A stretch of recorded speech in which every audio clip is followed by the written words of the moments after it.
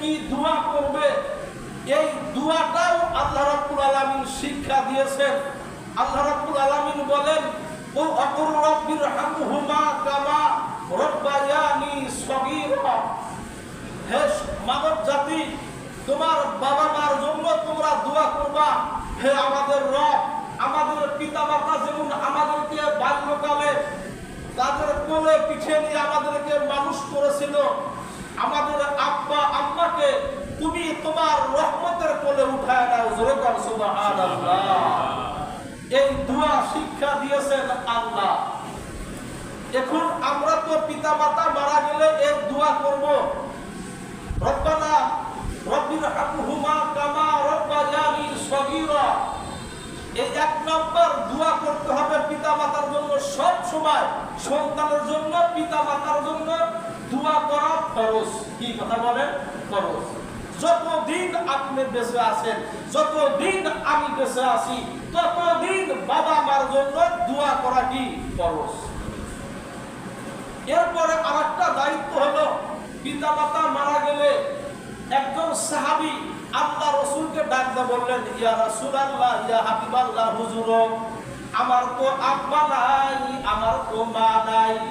আব্বা আম্মা যদি থাকতো আমি আব্বা আম্মার খেদমত করতাম।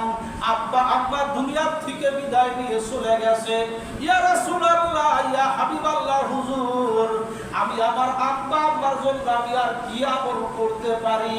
আল্লাহর হাবিব মুহাম্মদুর রাসূলুল্লাহ সাল্লাল্লাহু আলাইহি ওয়াসাল্লাম বললেন, ও আমার সাহাবী, তুমি শুনে রাখো, তোমার আব্বা দুনিয়াতে নাই। তোমার আব্বা যে সমস্ত ব্যক্তিদের সাথে উঠা বসা করত, তোমার আব্বার যেগুলো বন্ধু দুনিয়ার বুকে আছে, তোমার আব্বার বন্ধুদের সাথে তুমি ভালো ব্যবহার করবা। তোমার আব্বার বন্ধুর যতগুলো সন্তান দুনিয়ার বুকে আছে তাদের সাথে তুমি ভালো ব্যবহার করবা। তোমার মা দুনিয়ার থেকে বিদায় নিয়ে চলে গেছে, তোমার মায়ের সাথী সঙ্গী যারা পাড়ার ভিতরে আছে তাদের সাথে তুমি সৎ ব্যবহার করবা।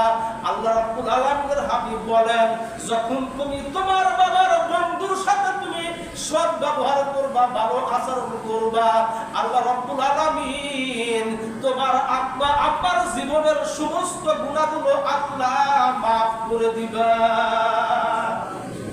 এই জন্য বাবার যারা সাথী আছে জীবিত তাদের সম্মান করা, মায়ের যারা সাথী আছে, মা খালা চাচি আছে, তাদেরকে সম্মান প্রদর্শন করা, এটা হলো আমাদের দায়িত্ব।